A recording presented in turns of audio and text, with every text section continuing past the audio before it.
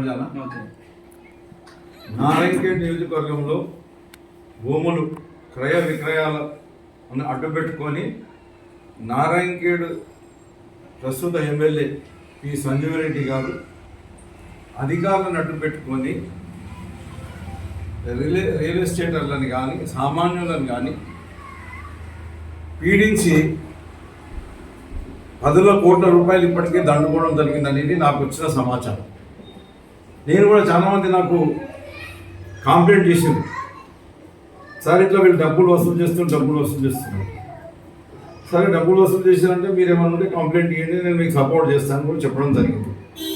కానీ తీరా ఏం జరుగుతుందంటే వాళ్ళందరూ చెప్పేది ఏంటంటే ఆ తహసీల్దార్లకే ఈ ఎమ్మెల్యే గారు నా అనుమతి లేకుండా ఏ ఒక్క ప్లాట్ కూడా రిజిస్ట్రేషన్ చేయొద్దు, ఏ ఒక్క ఫామ్ ప్లాట్స్ రిజిస్ట్రేషన్ చేయొద్దు, మరి భూములు కూడా రిజిస్ట్రేషన్ చేయొద్దని చెప్పేసి వాళ్ళకి ఆదేశాలు జారీ చేసిందని చెప్పేసి, ఇది ప్రభుత్వం ఏదైనా ఆదేశాలు జారీ చేస్తారు కానీ ఎమ్మెల్యే ఆదేశాలు జారీ చేయరు, కానీ ఇక్కడ ఎమ్మెల్యే గారు ఆదేశాలు జారీ చేసిందని కాబట్టి వాళ్ళు రిజిస్ట్రేషన్లు చేస్తలేరని చెప్పేసి ఈ రియల్ ఎస్టేట్లకు చెప్పడం జరిగింది.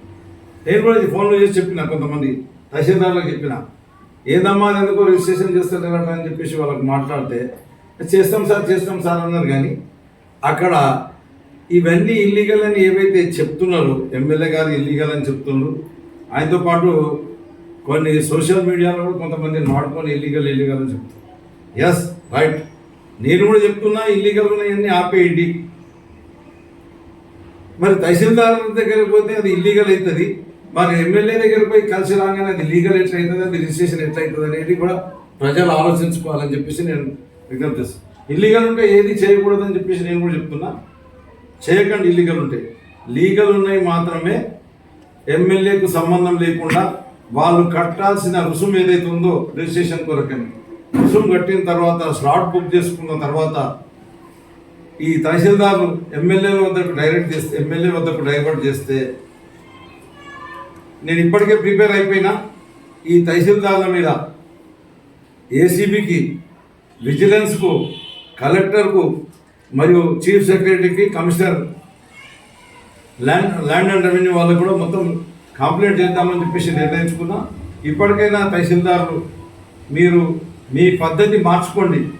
ఎమ్మెల్యే గారికి డబ్బులు ఇప్పించే కొరకని, వారిని కోట్లు వాళ్ళకి గడించి పెట్టే కొరకని మీ ఉద్యోగాలను పణం పెట్టకండి.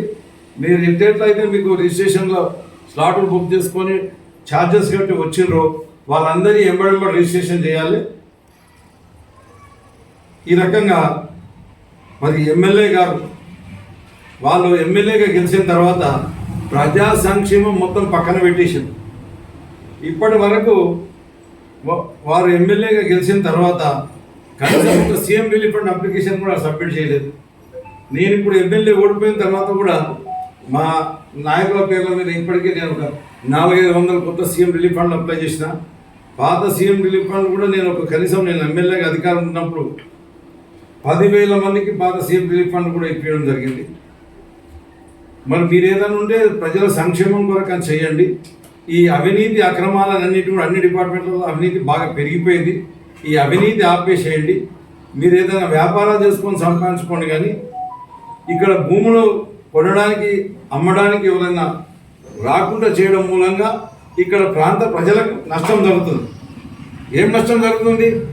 బయట నుంచి వాళ్ళు ఎవరైతే అందరినీ ప్రోత్సహిస్తే వాళ్ళు వచ్చి ఇక్కడ భూములు కొన్నారో వాళ్ళ మూలంగా ఇక్కడ భూముల విలువలు పెరిగి ఇక్కడ ప్రజలు బాగుపడరు. ఈరోజు వీరు గెలిచిన తర్వాత ఈ రకమైన బ్లాక్మెయిలింగ్ స్టార్ట్ చేస్తే, తహసీల్దార్లను అడ్డు పెట్టుకొని బ్లాక్మెయిలింగ్ స్టార్ట్ చేస్తే అసలు నారాయణఖేడ్ వైపు మళ్ళీ చూసేటోడే లేకుండా అయిపోయిండు. కాబట్టి అది మానుకోవాలని చెప్పేసి తప్పకుండా నేను కంప్లైంట్ ఇస్తా, ఎంక్వైరీ చేపిస్తా. అవసరం పడితే సిబిఐ కానీ వాళ్ళకు కూడా ఈడీకి కానీ నేను తప్పకుండా కంప్లైంట్ చేస్తా. వీళ్ళందరూ తహసీల్దార్ల మీద కానీ కంప్లైంట్ చేస్తా. మీరు తహసీల్దార్లు రవయ్య మార్చుకోవాలని చెప్పేసి వాళ్ళకు కూడా విజ్ఞప్తి చేస్తున్నా. మరి ప్రజలు కూడా ఎవరు భయపడకూడదు. ఏదైనా సరే ఎవరన్నా ఆపితే, ఈ రిజిస్ట్రేషన్లు కనుక ఆపితే ఇమీడియట్గా నా దృష్టికి తీసుకెళ్ళండి. నేను వెంబడే పై అధికారులతో మాట్లాడి రిజిస్ట్రేషన్లు చేసే విధంగా ఏర్పాటు చేస్తా. మీరు ఎవ్వరు కూడా అకారణంగా మీరు కష్టపడి సంపాదించిన చెమట ఒడిచి సంపాదించిన డబ్బులు కూడా తీసుకొచ్చి ఈ నాయకుల జేబులు నింపొద్దని చెప్పేసి, ఎమ్మెల్యే గారి జేబులు నింపొద్దని చెప్పేసి, ఆడ ఎమ్మెల్యే కాదు, ఎమ్మెల్యేతో పాటు ఇంకా షాడో ఎమ్మెల్యేలు ఉన్నాడు. ఒక మనిషి చెప్పిండు, వాళ్ళ దేవుడికి ఇక్కడ ఫామ్ పార్ట్స్ చేసిండట. డిస్కషన్ నాకు అనుకోకుండా కలిసి దాని అనకెళ్ళి మేము ఫామ్ ప్లాట్ చేస్తున్నాం. నేను వాళ్ళని గుర్తుపడతా, వాళ్ళు నన్ను గుర్తుపడతారు కదా. చేస్తే అడిగినా నేను, ఏమైనా మంచిగా పోతుందా బిజినెస్? ఎక్కడ పోతుంది సార్?